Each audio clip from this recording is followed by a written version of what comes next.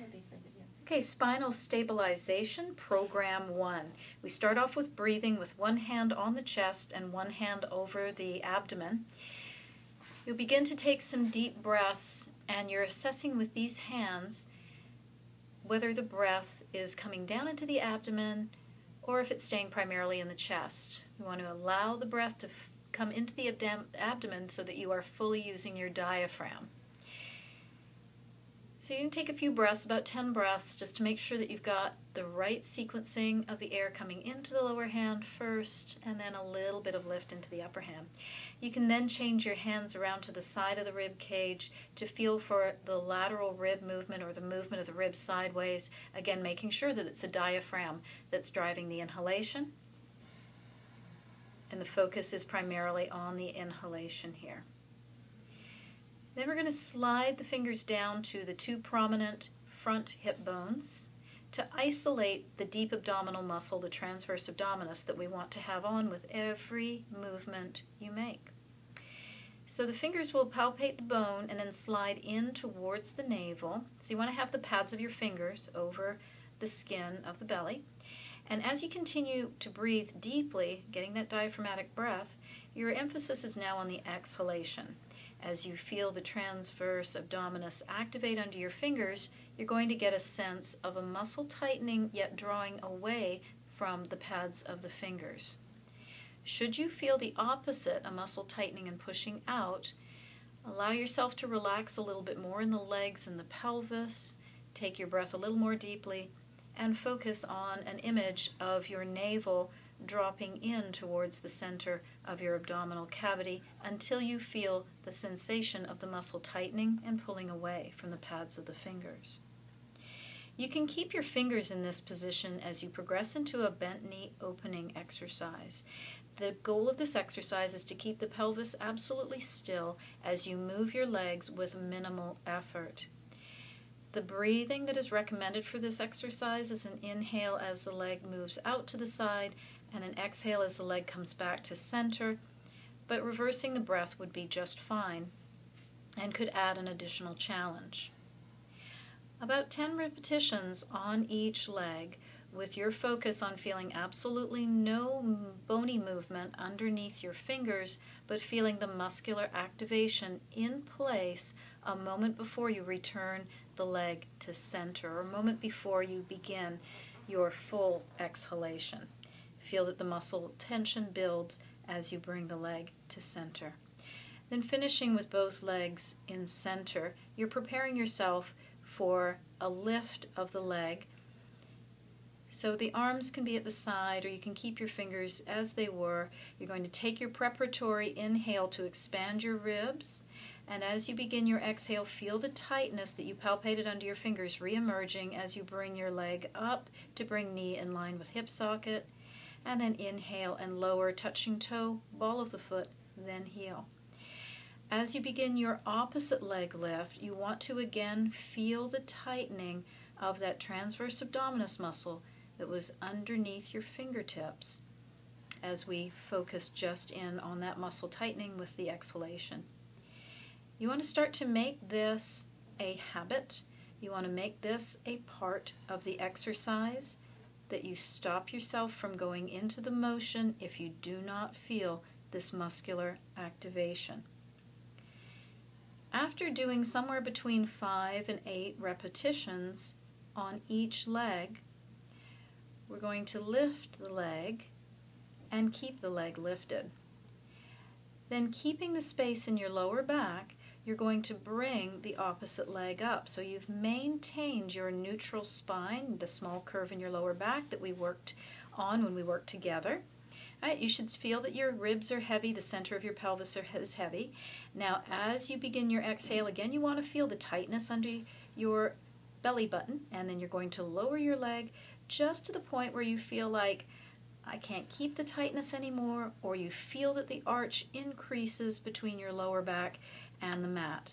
The goal is not to place the foot fully on the floor, it's to control the position of the pelvis and lower back and middle back as you go through these alternating leg movements.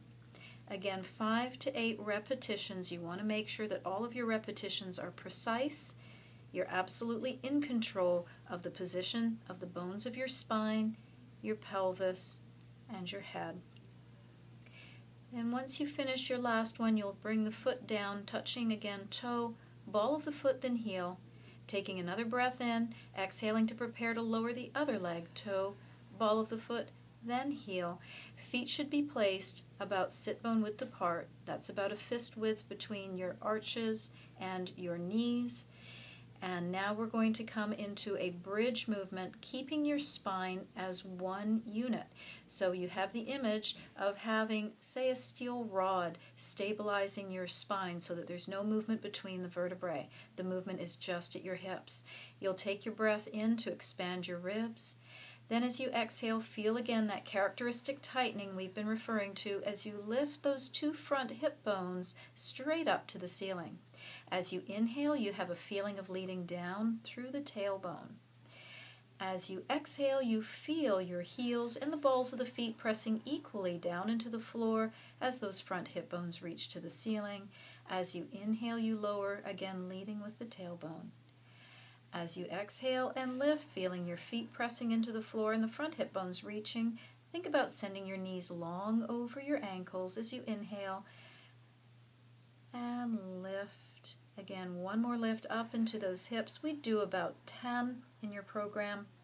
And then lower back down, leading with the tailbone so you land in that neutral spine. Then you're ready for your single leg stretch. Pardon me, we're going to go to chest lift first. Hands come behind your head, elbows in your peripheral vision. You're keeping your little curve in the lower back, that neutral spine. As you breathe in, again, your ribs expand. As you exhale, your hands support your head as you curl your shoulder blades just off of the mat. And inhale as you return back to the mat. Exhale, feeling the whole weight of your head in your hands as you curl those shoulder blades off the mat, and the awareness that you're keeping a curve in your lower back. The curve does not diminish at all during any part of the movement. The movement is geared at curling up through the upper back bones, while the lower back remains stable.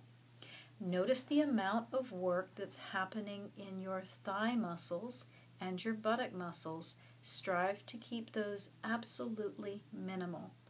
The maximal effort should be felt in that transverse abdominis muscle that you feel is a hallmark of every well-performed exercise, and in the upper abdominal muscles. 10 repetitions of this movement should be sufficient and should provide some fatigue in your lower abdominal muscles. If you feel that fatigue kicking in before you reach 10, respect the fatigue and stop at that moment. You'll eventually work your way to 10. Now we're going to do our single leg stretch as promised. So the single leg stretch incorporates the chest lift position. You take a breath in, you exhale, begin the tightening around your waist to bring a leg up in the air, knee bent. And another breath cycle to bring the other leg up. That will ensure that you can stay in your neutral spine.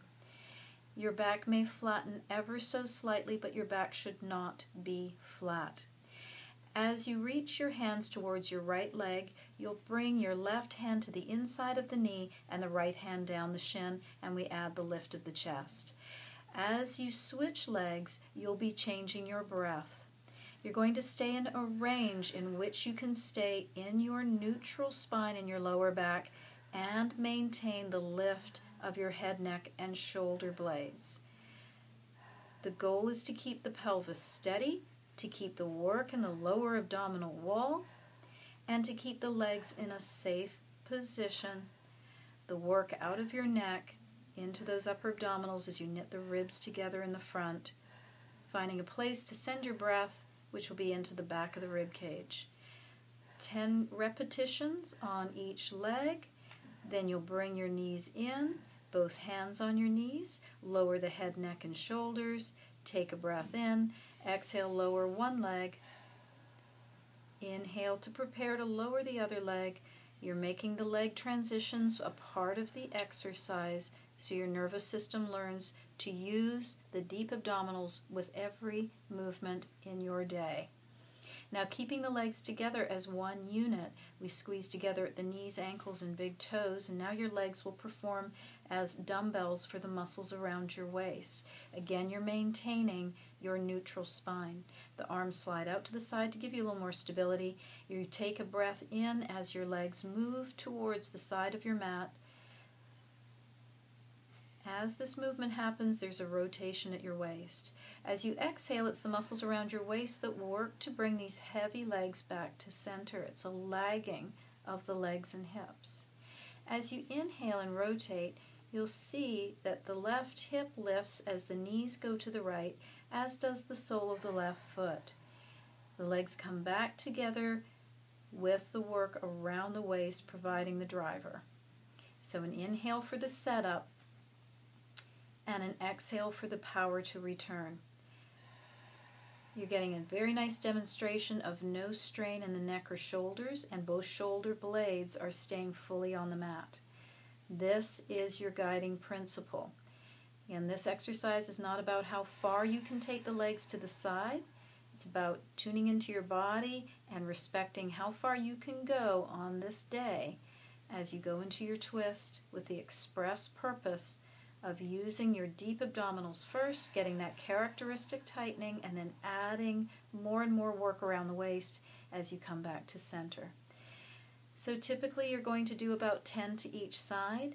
This should never cause any discomfort in your back. If it does, you're to cease immediately. Then we're going to go into a on your stomach position. So it's going to be a complete roll onto your side and then around to your stomach. This is a movement called prone press up. The hands are underneath the shoulders and the elbows are back like grasshopper legs, and the elbows pull in towards your lowest rib. That creates a width across the front of the chest and collarbones. As you take a breath in here, reach long through the crown of the head, and now exhale and feel the lower abdominal tightening as your eyes start to travel along the floor towards the baseboard, and the front of your sternum or your breastbone starts to lift. The abdominals are active through the whole lift. And lower back down with your inhale so that you're ready to go into the next movement, leading through the crown of the head, creating length through the back of the neck, elbows tuck in, lower abdominals tighten, upper abdominals continue to tighten the higher you go. And inhale and lower. Notice the curve at the lowest part of the back. The curve does not change as the movement happens. The movement is happening through the rib cage and upper back, supported by the abdominal wall at all times through the movement of the lift. You're pressing very lightly into your hands, only as much as necessary, but as little as possible.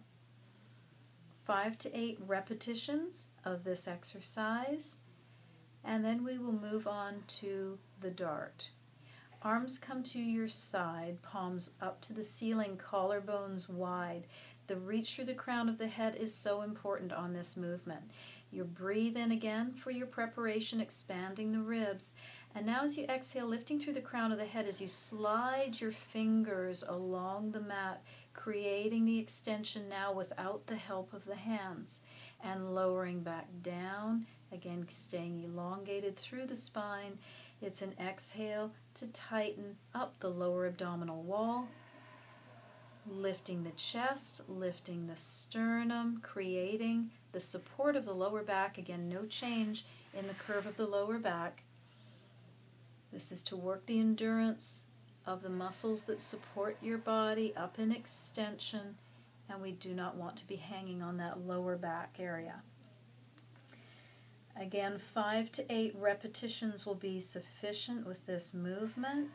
Your focus is on the length, on the abdominal activation, and the movement coming through the upper back. Then we progress on to your side. Whenever exercising on the side of your body, the challenge becomes greater because there is less body on contact on the floor. So you can start in this position here that Joy's demonstrating, Or you can modify, if things don't feel very stable, by bending the bottom knee. So the bottom knee gives you more of your, bottom knee bent in this position gives you more surface contact onto the mat. We're going to demonstrate with the both knees straight, but use the modification of the bent knee as you feel like you need to. Not all days are the same in your body. We start off by reaching the top leg longer than the bottom leg by about a half an inch or so. That will have the effect of lifting the bottom waist away from the floor. Again, reaching length through the crown of the head, your top hand can be rested on the floor in front of you. We're going to go into a series of leg lifts, keeping hip over hip and shoulder over shoulder. We breathe in to prepare and expand, and then we breathe out to narrow the rib cage, stabilize in that lower abdominal tightening, and the leg floats up. Notice that there's no movement of the pelvis as the leg reaches its terminal endpoint, and the inhale happens on the lowering. There's a consistent reach happening through the top leg. Again, just like the setup, you're constantly thinking about that top leg being a half an inch longer than the bottom leg and having no movement of the top of the pelvis. The sequence will always be find that transverse abdominis or deep abdominal tightening a moment before you lift. If you do not feel the tightening, you do not proceed with the lift, you simply take another breath.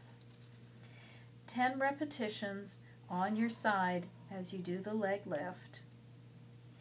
Then we're going to go right into leg circles. The leg will lift, and now it will be staying lifted as the circling action happens from the hip socket. Top hip remains over bottom hip, and it's just a movement of the ball in the socket while you keep renewing with your breath, with your intention, the tightness around the waist, the tightness in the lower abdomen to keep the pelvis, rib cage, and whole trunk steady. Do about 10 circles in each direction. As you gain your strength with this, you may need to actually back it off with 5 in each direction and then go with a goal of 10 in each direction. Just feel what you can stabilize. And then you will bring your leg down, and we're going to work in a very specific area of your hip. It's called your gluteus medius. We're going to take the top leg back beyond the bottom leg, and we're going to turn the kneecap and toe downward towards the mat. Again, hip stays over hip. That top hip might go a little bit forward of the bottom hip, and that's still fine. Keep the length through the top leg, and as you exhale, feel the tightness first, and then go into the lift. And lower, keeping the kneecap aimed down at the floor. Exhale and lift, and inhale and lower. Sometimes this one is best performed with your heels sliding up a wall behind you to keep you in the position of your top leg kicked back behind the bottom leg. It's only about a 10-degree kickback, and you should feel this by the end of doing 10 as a very distinct tightness in the outer hip muscle just below the crest of the top of the pelvis. And you'll repeat all of your side-lying exercises on the other side. Then the next place we're going to go is onto your foam roll in Program 1. So you'd roll to your side and you push yourself up and get your foam roll and your green band as well. So the placement of your body on the foam roll is critical for your success. You want to be seated at the very end of the foam roll so that your head is supported once you come all the way down on the roll. You want to feel that the center of your pelvis is aligned with the apex of the foam roll, and that you have the curve that you've been working to maintain and sustain through all of your movements. Your rib cage is heavy and again centered on the foam roll, so there's equidistant space between the inside of your right shoulder blade and the inside of your left shoulder blade and the apex of the roll, center of the head resting on the roll. From here we're going into a series called arm arcs, and the arm arcs will challenge your ability to keep your shoulder blades in mind and your shoulder position proper as you move your arms. It will also take some stability away, so you need to be properly prepared with that transverse abdominis contraction. So we take that expansive breath into the ribs, Then we begin to feel the navel as it descends inward, and we're going to bring both arms overhead. This is going to be quite a challenge for your stability. You only go as far as you can go, keeping your ribs fully on the foam roll. For the rib cage to arch, that would be unacceptable. That would mean you've gone beyond your shoulder and your stability range. The shoulder blades will glide a little bit with the overhead final or terminal movement. So as you bring the arms back towards the mat, you want to feel that you've got your shoulder blades again squeezing gently into the foam roll. This starts to wake up the muscles of the back in concert with the muscles of the front of your body. Your goal is stability on the foam roll. Your goal is stability on the foam roll with minimal work in the legs and the buttocks. 10 repetitions.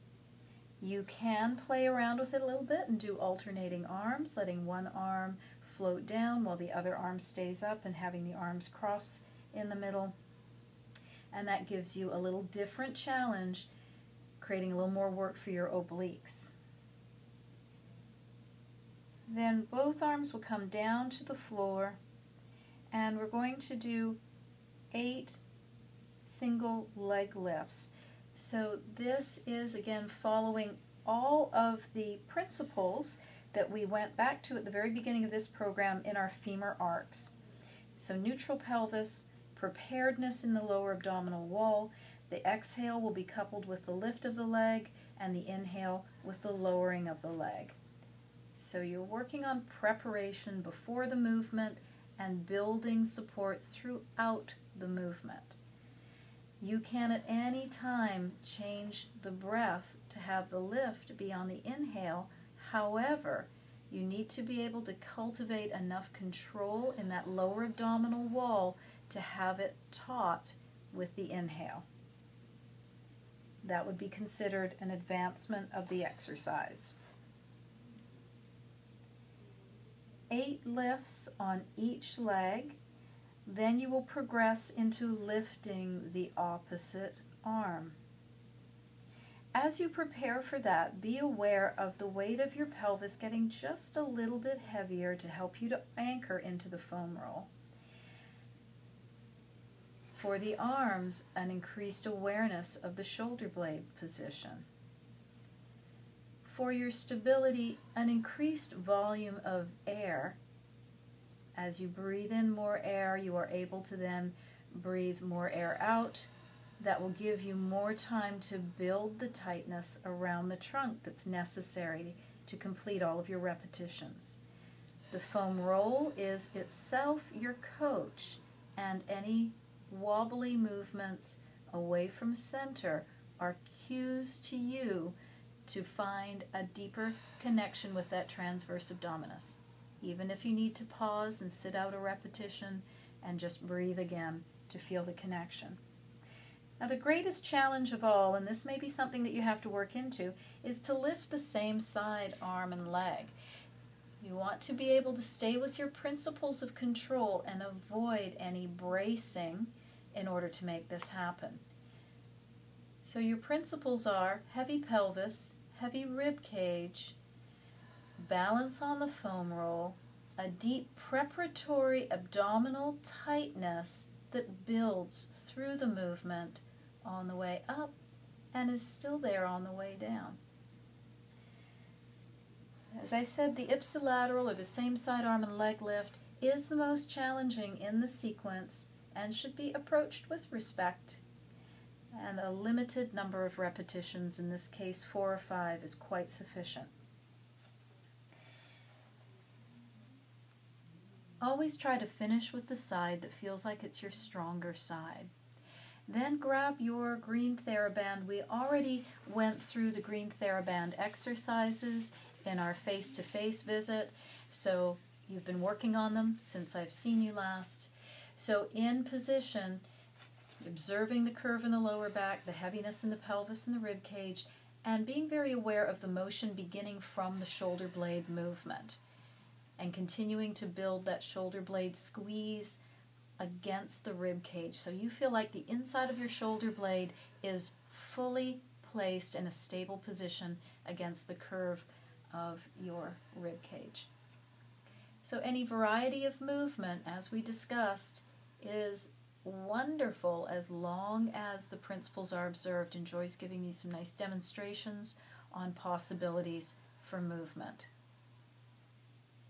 Your goal is stabilizing your trunk, stabilizing your spine as you add these extra challenging movements.